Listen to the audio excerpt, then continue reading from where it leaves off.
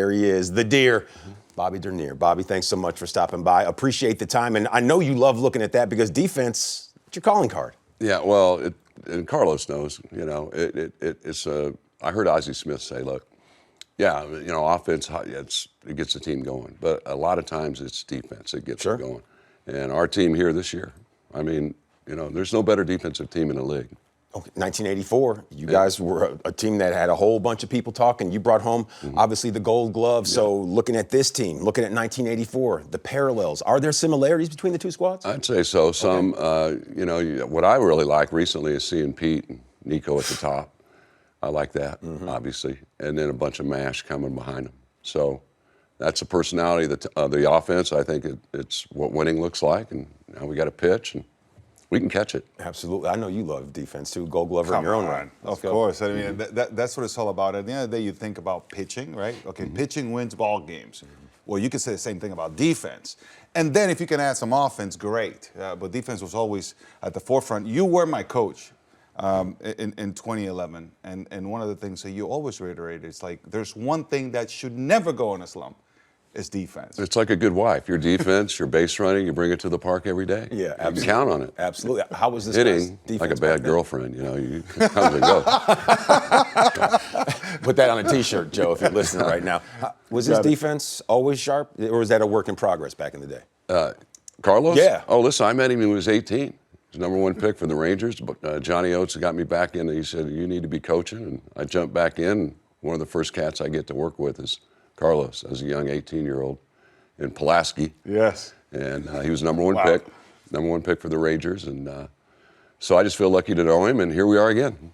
Yeah, it's crazy how this game goes around in circles, right? And you get me when I was just a pup, then a little bit later on in my career. And one of the things that is very difficult is to stay, positive through adversity. We were just joking that in April that year, I was crushing baseballs and nothing would go out of the ballpark because of the wind.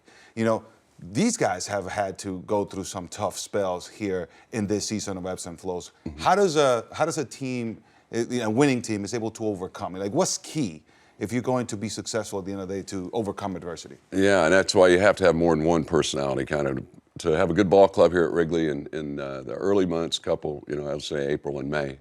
It's not going to be friendly wind most of the time. I remember like 40 degrees in late May, And then all of a sudden, here comes summer. Here we are in July. Comes in quick. And it's scalding out there. The wind's blowing dead out. But this guy, I remember coaching at first base, and he'd just hit 500 feet, and it would blow back to 300 feet in April. And it was like, is he ever going to hit any? And then, by the end of August, he had 30-something. So that's just what it is here. Yeah, it's a guy like PCA. PCA, we saw him started slow, but he's really starting to catch fire as of late. The defense, that's never taken a nap. But when you watch him out there playing defense, Fergie, he told me that he's the best center fielder he's ever seen. Is that how you feel? Is he one of the best? Oh, I love him. Okay. Yeah, oh yeah. And, I was 22. I was in high A ball. That's crazy. I know. Yeah, and we can't do it, but if we could race back then, Rhino was just right here, right behind me, by the way. Yeah. Rhino could fly. But PCA, that kid, but the thing about him and that I really relate to is he loves to make plays. And you can't teach that, right? So he uses his speed. He's starting to gain a little maturity. Oh, yeah. I think having some of those older guys around him's helping. And, he's starting to take pitches and, he's going to bring that defense every day. He's a threat, no doubt. Yeah, Bobby, you've been around this game for such a long time. What makes a winner? I want to know from you've played, you've won. You've coached, you've won. What makes a winner in this game? Great teammates, first of all. It takes a group. And, when I look at this group, there's really not a hole. And the guys, you look around, there's plenty of guys on this team that have won. So that gets contagious. We had Gary Matthews and Ron Say and Larry Bowa, older guys, So you didn't take a day off, especially mentally. And that's, I think, the personality of this team. I see effort, that's first as a coach or as a teammate. You're always giving effort, concentrated effort. I love their chances, and they're starting to put together a little run here before the break. We'll see. You say teammates is what makes a winning team. Yep. Was there one teammate that really kept you grounded throughout your time in the bigs? Well, come on, it was the Sarge. Yeah. And Rhino. Yeah. You know, because I had Rhino for 7 years too, in minor leagues, and, Okay. and then here for 4. And when you're on deck with him, I was on deck with Rose in Philly. That was important for me. It was like having Einstein on deck for hitting. Really? You know, and knowing the pitchers, right, and the umpires, everything. But Sarge was always, you know, he was that.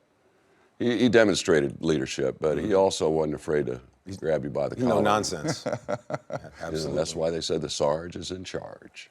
Well, we've seen it here before, and I'm sure we'll see plenty more of it. It's all about winning, and teammates, they help those wins. Bobby D, Gold Glover, 1984. He's a winning teammate as well. Bobby, always fantastic catching up with you. Hey, Thanks for great to stopping join by. you guys. Thanks for having me. Absolutely.